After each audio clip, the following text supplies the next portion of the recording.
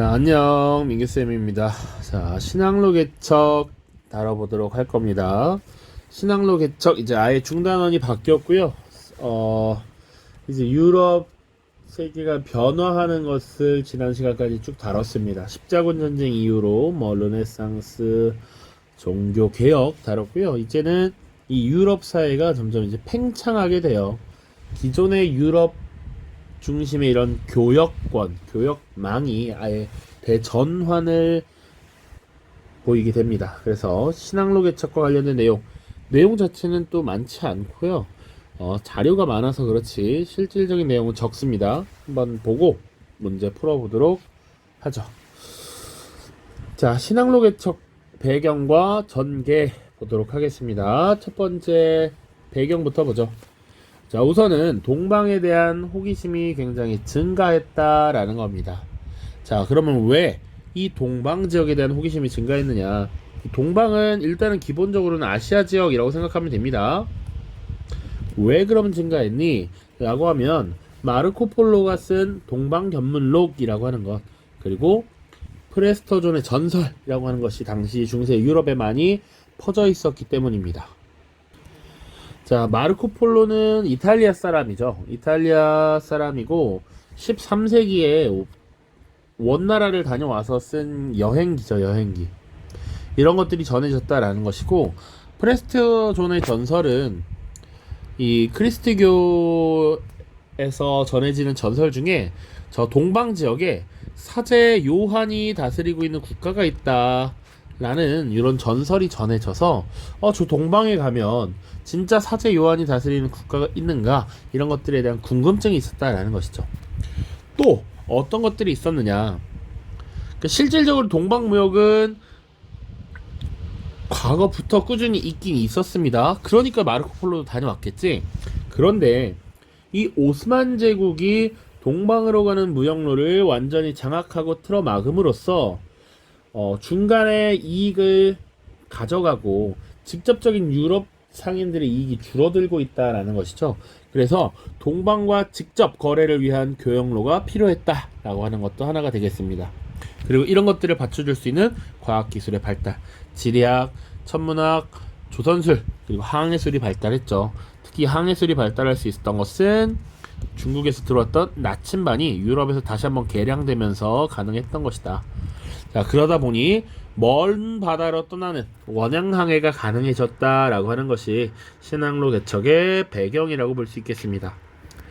자, 그래서 이제 전개 과정을 봐야 되는데, 실질적으로 우리가 알아야 될 것은 각 국가에서 어떤 탐험가들을 후원했고 그 탐험가들이 어떤 활동의 결과를 갖고 왔느냐입니다. 자, 그래서 포르투갈과 에스파냐가 적극적으로 이 신항로 개척에 나섰는데, 이 둘이 그럼 나서게 된 배경은 무엇이냐? 왜 하필이면 이 둘이냐? 위치상으로 보면 항상 이 포르투갈과 에스파냐가 유럽 대륙의 가장 서쪽에 있었다라는 것이지, 동쪽으로 가는 것 자체가 가장 어려웠던 두 나라인 것이죠. 중간에 교역에서 자꾸 이익을 떼다 보면 이 사람들은 뭔가 얻기 어렵고요. 동방과 직접 거래하고 싶은 욕망이 가장 컸던 나라라고, 서쪽에 치우쳐져 있다라는 것이지. 대륙 서쪽에 위치했기 때문에 이들이 먼저 나섰던 것이다. 자, 순서대로 보자면 가장 먼저 떠난 것이 바르톨로메오 디아스, 그 다음 콜럼버스, 그리고 바스코 다가마, 그리고 마젤란 순서입니다. 순서도 어느 정도 알아야 됩니다. 그렇지. 다행히도 근데 이 순서를 먼저 알아두세요. 바르톨로메오 디아스, 콜럼버스, 바스코 다가마, 마젤란. 그러면 우리 바시 형님들이 포르투갈의 후원을 받아서 떠났구나, 그냥 그 정도로 알면 됩니다. 자, 그러면 바르톨로메오 디아스는 어떤 이 항로를 개척하고 어떤 발견을 이루었는가? 자, 아프리카 남단에 도착하는 데 성공합니다. 그래서 그 이후에 이 아프리카 남단의 이 지역을 희망봉이라고 이름 붙였습니다. 1488년의 일이고요. 자, 지도를 잠깐 보시면 바르톨로메오 디아스의 항로, 그래서 희망로 도착, 희망로의 위치 파악해 두시고요. 희망봉 위치. 자, 그 다음입니다. 자, 우선 포르투갈의 후원을 받은 바스코다가마부터 볼게요. 희망봉을 돌아서 인도의 캘리컷까지 도착했다라고 하는 것. 그래서 인도 항로를 개척했고요. 인도양의 해상권을 장악하면서 고아 물라카 지역에 상관을 설치했다. 이것도 지도 한번 보죠. 콜럼버스는 약간 회색, 옅은 회색의 점선으로 되어 있습니다. 진한 검은색 점선이죠. 바스코다가마 세 번째니까요. 희망봉을 거쳐서 소팔라, 말란디 지역을 거쳐서 인도의 캘리컷 들렀고요. 나중에 그래서 이 인도 지역으로 가는 항로를 개척했다. 그리고 인도의 고아, 그리고 이쪽에 물라카, 말레이 반도의 물라카 지역에 상관을 설치하는 것도 이제 포르투갈이 우선적으로 나서게 됩니다. 자, 지금 포르투갈의 후원을 받은 바시 형제들 같습니다. 바르톨로메오 디아스와 바스코 다가마. 그 다음 에스파냐 볼게요. 에스파냐의 후원을 받은 콜럼버스입니다. 콜럼버스. 그리고 신대륙 발견이라고 알고 있는 콜럼버스죠. 대서양을 횡단해서 아메리카 대륙에 도착을 하게 됩니다. 이 콜럼버스는 애초에 인도를 가기 위해서 항해를 시작했기 때문에 이곳이 인도의 서쪽이구나 라고 해서 서인도 제도라고 이름을 붙였어요. 지도를 보면 실제로는 콜럼버스는 회색 점선이죠. 여기 보시면 대서양을 건너서 이렇게 갔던 거야. 그래서 이쪽에 있는 섬들을 마주하게 되고 이게 인도의 서쪽 지역, 서쪽으로 갔을 때 지금 인도이구나 라고 생각을 했다라는 것이죠. 그래서 서인도 제도라고 이름을 붙였다.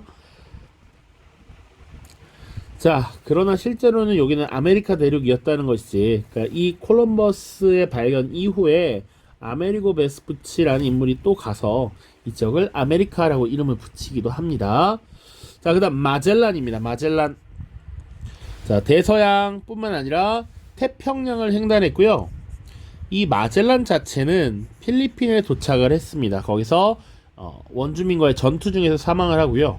남은 일행들이 인도 희망봉을 거쳐서 세계 일주를 성공하게 되죠. 자, 마젤란의 항해 검은색 실선입니다. 지금 포르투갈, 에스파냐가 있는 이 이베리아 반도에서 떠나서 남아메리카 지역을 지났죠. 그리고 여기 남아메리카 중간에 이 해협, 마젤란 해협이라고 이름 붙인 곳을 지나서 돌아서 지금 필리핀 쪽으로 들어왔다. 이 바다는 태평양이죠, 당연히. 자, 필리핀에서 마젤란은 사망했지만 이 마젤란의 일행들이 다시 희망봉을 돌아서 돌아오게 되었다라고 하는 것 보시면 되겠습니다. 자, 조금 더 나가면 이 마젤란 그리고 그 일행이 지구를 한 바퀴 돌았다는 거야. 이것을 통해서 알 수 있었던 사실, 지구가 구형이구나 라고 하는 걸 입증했다라고 하는 것이죠.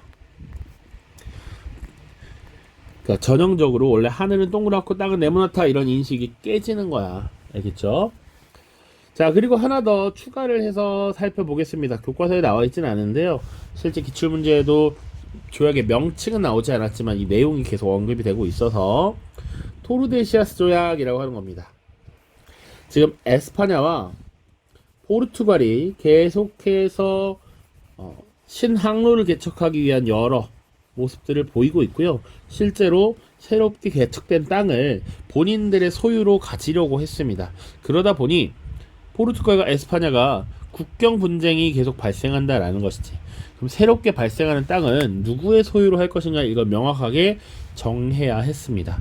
그래서 이 바다에다가 가상의 선을 그었다라고 보시면 돼.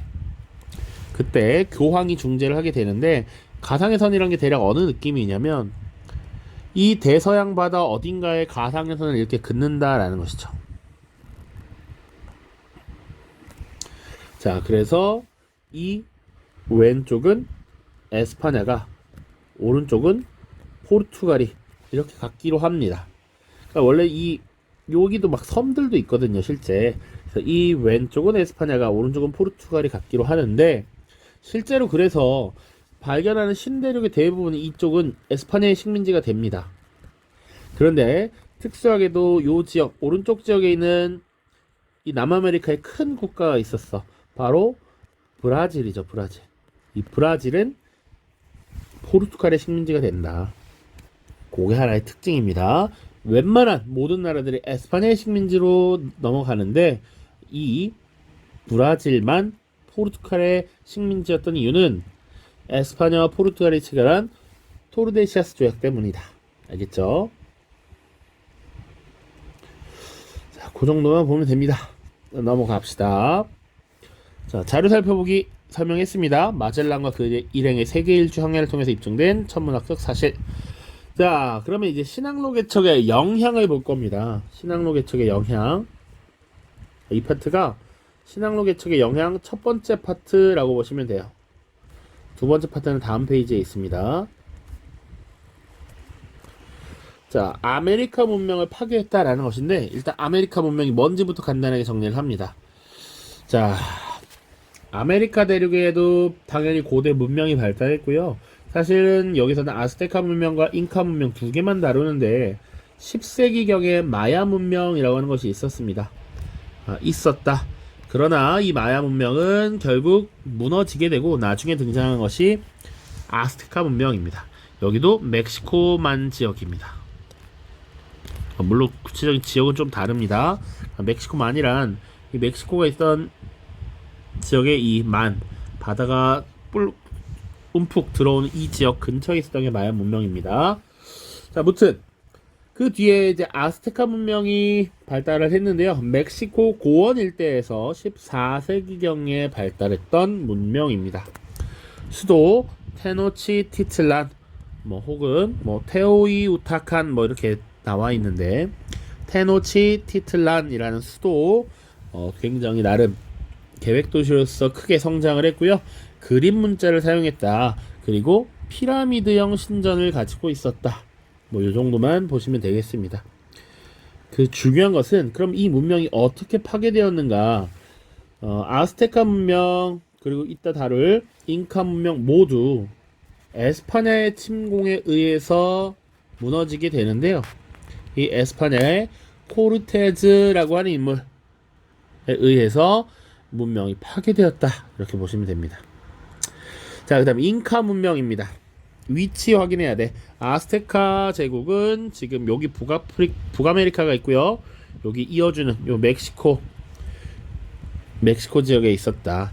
잉카 제국은 안데스 산맥, 지금의 페루, 칠레 이런 라인에 있었다라는 겁니다.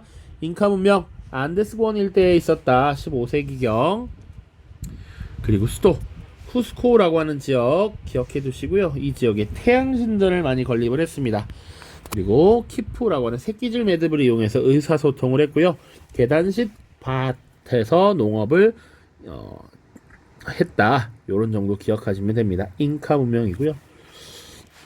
자, 잉카 문명을 무너뜨린 것은 피사로라고 하는 인물입니다. 피사로. 각각 어떤 인물에 의해서 멸망했는지 알아야 돼. 이걸 암기해야 되는데 선생님이 예전에도 잠깐 언급한 거 있는데 이거 선생님 만든 거. 자, 시기별로 시기 순서도 그렇고요. 지도에서도 그렇고 아스테카가 먼저 잉카가 나중입니다. 그래서 아잉 이렇게 아잉 하고 내가 아잉 하는 모습을 여러분들에게 보여주면 여러분들이 화가 나겠죠? 나를 주먹으로 까면 내 코에 코피가 납니다. 아잉 코피 이렇게 외우세요. 아즈테카 문명 코르테즈, 잉카 문명 피사로. 자, 그 이후에 이 아메리카 지역이 어떻게 변화했는가도 좀 같이 봐둬야 합니다. 자, 결국 이 아메리카 고대 문명을 파괴하고 들어선 이 유럽인들에 의해서 약탈 그리고 수탈이 굉장히 많이 이루어졌다라고 하는 것이죠. 자, 그리고 유럽 세계로부터 전염병이 들어옵니다. 그러니까 이 아메리카 지역의 원주민들은 사실은 외부의 이런 질병에 면역이 존재하지 않았기 때문에 질병에 걸리면 크게 앓다가 죽는 경우가 대부분이었다고 하죠.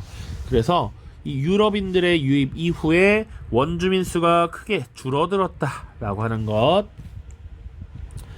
자, 그리고 당시 원주민과 아프리카로부터 흑인 노예를 데려옵니다. 자, 이 흑인 노예를 동원해서 당시 막대한 양의 금과 은을 채굴하는 모습을 보이죠. 여기서 이미 엔코미엔다라고 추가해놨는데 당시에 이 지역의 자원이나 이런 것들을 채굴하기 위해서 국왕에게 허가받은 일종의 권한이라고 보시면 되겠습니다. 그래서 이 엔코미엔다는 주로 이제 에스파네 국왕으로부터 통치권을 일종의 부여받은 것이죠.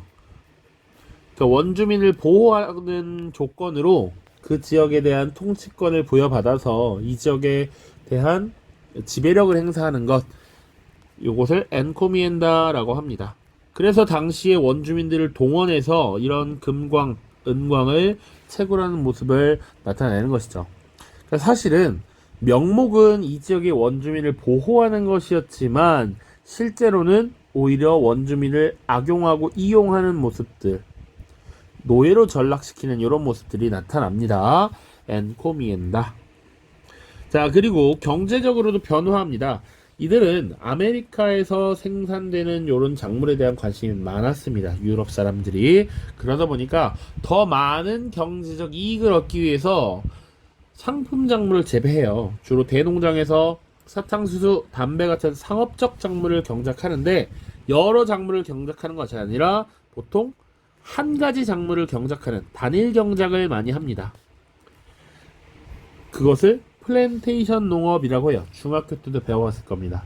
유럽인의 발전적인 기술이나 농법, 그리고 아프리카의 흑인 노예, 그리고 대규모의 영토를 활용한 통제 방식, 이런 것들이죠.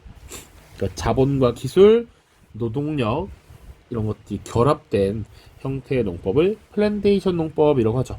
이런 것들이 이루어졌다. 그러다 보니까 사실은 오늘날 라틴 아메리카의 경제에도 이것들이 큰 영향을 미치게 돼요. 왜? 이때 시작된 이런 플랜테이션 농업이 사실상 20세기까지도 쭉 이어졌기 때문에 지금도 그게 쉽게 변하기 어렵다라는 것이죠. 그러니까 이 나라들에서 생산하는 작물 외에는 다 대외 의존도가 굉장히 높고 문제가 많이 발생했다라는 겁니다. 자, 아메리카 문명이 어떻게 파괴되었는지 특징까지 보고 있습니다. 아메리카 문명의 멸망, 코르테스와 피사로의 진로까지는 볼 필요는 없을 것 같고요. 아스테카 제국과 잉카 제국이 어디에 위치했는가 정도 보시면 되고, 각각 아스테카 제국은 코르테스, 잉카 제국은 피사로.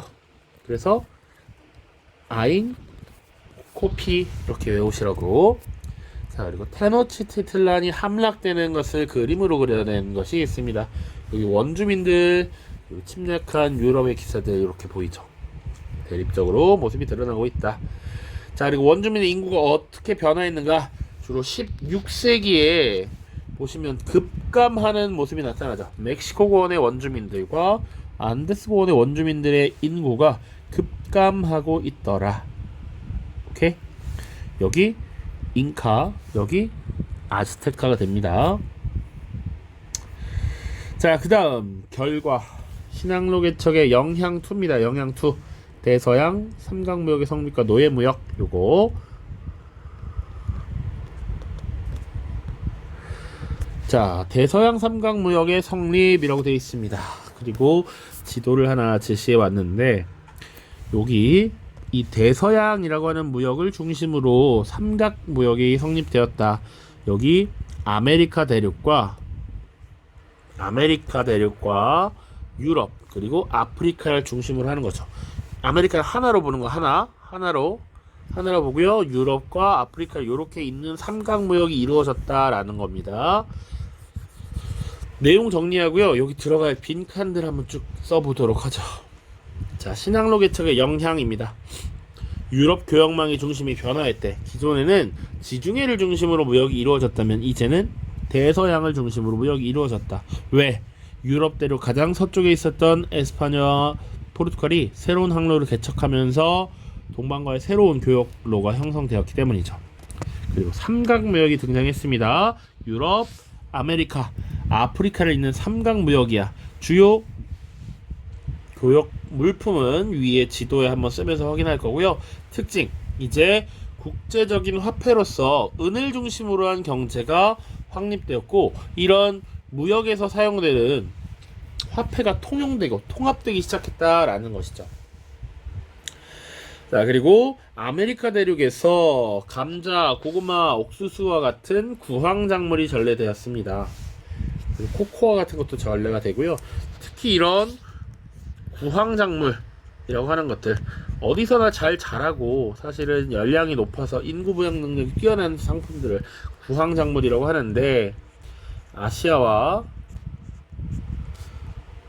아프리카 등의 인구 부양에 큰 영향을 주었죠. 일본에서도 대기근이 여러 차례 발생하는데 그런 것들을 극복하는 데 영향을 주었던 것도 감자입니다. 감자.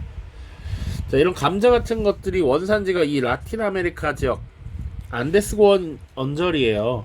그러니까 척박한 땅에서도 잘 자란다는 게 공통적인 특징이고, 이런 작물들은 우리나라에 들어왔을 때도 사실은 주로 이북 지역에, 북한 지역과 강원도 산간에 많이 전래가 되었기 때문에 지금 강원도에서 굉장히 유명하고요. 지금 어느 땅에 갖다 놔도 잘 자라겠지만 굳이 땅값 비싼데 이런 데 하는 게 아니라 산간에 이렇게 뿌릴 수 있다라는 것이죠. 자, 우리 동방에서 차, 면직물 이런 것들 전래되고요.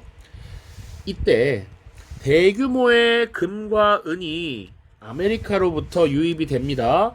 그러다 보니 가격이 크게 오르는 현상이 나타나요. 이것을 가격혁명이라고 합니다. 아메리카에서 금과 은이 대량으로 유입되다 보니 기본적으로 이런 것들은 화폐를 대용하는 것이잖아. 화폐로 사용할 수 있는 이런 금속이 많아지니 화폐 가치가 상대적으로 떨어지고 물가는 오를 수밖에 없는 것이죠. 이때 영주들이 주로 타격을 입었고, 시민들은 지위가 상승되었다. 왜? 영주들은 자기가 가지고 있는 땅에서 생산하는 게 전부인 사람들이죠. 땅에서 나는 것으로 이익을 얻는 사람들인데, 지금 이제 교역이 활성화되면서 사실상 상공업자들이 돈을 더 많이 받는 구조가 되었어. 상대적으로 타격을 입을 수밖에 없다. 그리고 유럽 전체 경제가 성장하면서 일종의 상업 자본이 축적되고요. 이것이 근대 자본주의 발달의 바탕이 되었습니다. 이런 현상을 상업혁명이라고 해요. 교역이 굉장히 크게 늘어났지. 자, 그래서 밑에 보시면 가격혁명 나와 있습니다. 16세기를 거치면서 보통 곡물의 가격이 크게 상승하는 모습이 나타나고 있습니다. 그쵸? 최고 가격, 평균 가격, 최저 가격, 이건 뭐 신경 안 써도 될 것 같아요. 보통의 가격이 어느 정도 형성되고 있는가, 전반적으로 오르고 있다라고 하는 것이죠. 자, 그리고 사실은 아프리카 노예들을 아메리카 지역으로 대량으로 이송해서 농업에 종사시켰는데, 지금 노예무역선에서 이 아프리카 노예들이 처해 있는 상황이죠. 겨우 몸 한 켠 누일 정도로 딱 누워서 이렇게 이동도 하지 못한 채 바다를 건너왔다라고 하는 겁니다. 이 과정에서 많은 인원들이 죽었고요, 병에 걸리기도 했습니다. 자, 삼각무역에서 주로 거래되는 여러가지 작물들이나 이런 것들 정리를 해보죠. 일단 북아메리카와 남아메리카를 공통적으로 봐도 사실은 무방은 합니다. 주로 아메리카에서 유럽으로는 담배, 목화, 모피와 같은 유럽에서 필요로 한 물건들이 주로 들어갔고요. 자, 남아메리카에서는 주로 목재와 설탕이 넘어갔습니다. 아까 사탕수수 얘기했는데 이 남아메리카 지역에서 설탕, 사탕수수 재배가 많았습니다. 자, 그러면 유럽에서 지금 아프리카로는 공산품과 무기를 제공했다 이렇게 나오고요. 그러면 아프리카에서 아메리카 지역으로는 뭘 제공했느냐? 보통 흑인 노예들을 제공했죠. 이런 것들을 노예무역이라고 해. 아프리카에서 아메리카 지역에 노예를 파견하고요. 아메리카에서는 유럽에 필요한 물건들을 갖고 오죠. 근데 이 과정에서 사실은 여기 빠져있는 것, 광물, 금, 은과 같은 것들이 많이 등장한다. 많이 채굴이 되고 그것이 가격의 상승을 이끌었다라고 하는 것 기억해야 되고요. 이런 은은 주로 어디서 나왔느냐? 여기 보시면 이 은광의 이름 기억해 두십시오. 멕시코의 사카테카스 은광입니다. 그리고 여기 지금의 볼리비아 지역인데요. 포토시 은광입니다. 포토시 중요하게 다뤄집니다. 그래서 이 북아메리카를 대표하는 사카테카스 은광 그리고 포토시 은광에서 생산된 은이 여기 아카풀코에 모여서 아시아 지역으로 들어가게 되죠. 자, 여기 지금 필리핀에 있는 섬들입니다. 필리핀 여기 마닐라로 이동이 주로 됩니다. 아카풀코에 모인 은이 마닐라 지역으로 이동하고요. 이 은이 어디로 가느냐? 중국의 광저우로 들어가게 되죠. 이 광저우에서 공행무역을 하도록 했던 거 기억나죠? 자, 그래서 이 대서양과 태평양을 건너면 이렇게 마닐라로 들어오게 되고요. 아프리카를 거쳐서 인도를 거쳐서 들어오면 여기 말레이 반도에 물라카라고 하는 곳에 거쳐서 광저우로 또 들어갈 수가 있죠. 지역들 잘 알아두시길 바래요. 고아, 인도, 몬바사, 지금 아프리카 지역입니다. 이런 지역을 거쳐서 갈 수도 있고 지금 태평양을 건너갈 수도 있다. 그래서 필리핀의 마닐라 그리고 말레이 반도의 물라카 요 정도 잘 기억해두자. 아카풀코 마찬가지. 자, 이 정도 보시면 되겠습니다. 은이 어떻게 유통되는가? 은 유통로 잘 확인해 주시고요. 그래서 분명히 중국의 은이 대량으로 축적되어서 중국에서는 사실상 세금을 은으로 내는 제도가 확립되었다라고 했죠. 그 제도 복습, 명나라 때 일조, 편법, 청나라 때, 옹정제 때 지정, 은제라고 하는 것이 실시되었지. 또 나아가게 되면 좀 더 뒤에 이제 근현대사를 들어가게 되면 영국이 은 유출이 너무 심해져. 그래서 중국과 무역을 더 확대하고 싶어 하는데 중국이 이걸 받아들이지 않았죠.